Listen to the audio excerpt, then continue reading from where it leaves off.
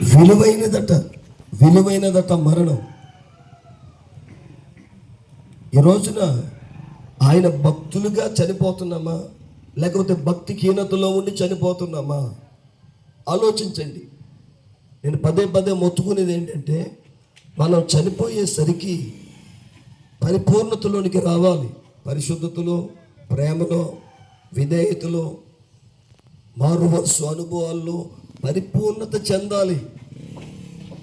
సగం భక్తితో, సగం పరిశుద్ధతతో, అన్నీ సగమే భక్తి చేస్తూ చనిపోతే ఆయన దృష్టికి విలువ కాదది. అసంపూర్ణమైన భక్తి చేసి చనిపోతే ఆయన దృష్టిలో విలువ కాదది. ఆయన దృష్టిలో విలువైనది సంపూర్ణమైన భక్తి చేసి మరణించిన వాళ్ళు.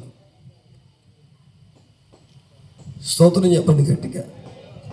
భూమి మీద ఉన్నప్పుడు ఆయన మందిరంలో కానుకేస్తారు కదా, ఆ కానుకేసేటప్పుడు ఆయన అంటాడు, నీకు ఎవరి మీదైనా విరోధం ఉంటే ఆ కానుక అక్కడే పెట్టి వెళ్ళి ఆ విరోధమైన వ్యక్తితో సమాధాన పడి వచ్చి అప్పుడు కానుక వేయి నా పెట్లో అన్నాడు. ఆయన కానుకే వద్దన్నాడు కదా. ఆయన మనం ఇతరులతో సమాధానం లేకుండా ఉంటే కానుకే వద్దన్నాడు. ఇతరులతో మాట్లాడకుండా ఉంటే ప్రార్థనే వద్దన్నాడు ఆయన.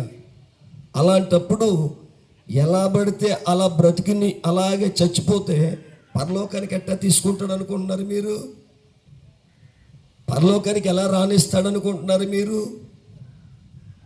అరే, ఒక వ్యక్తితో గొడవ కానుకేస్తాడు, నువ్వు సమాధాన పడిరా,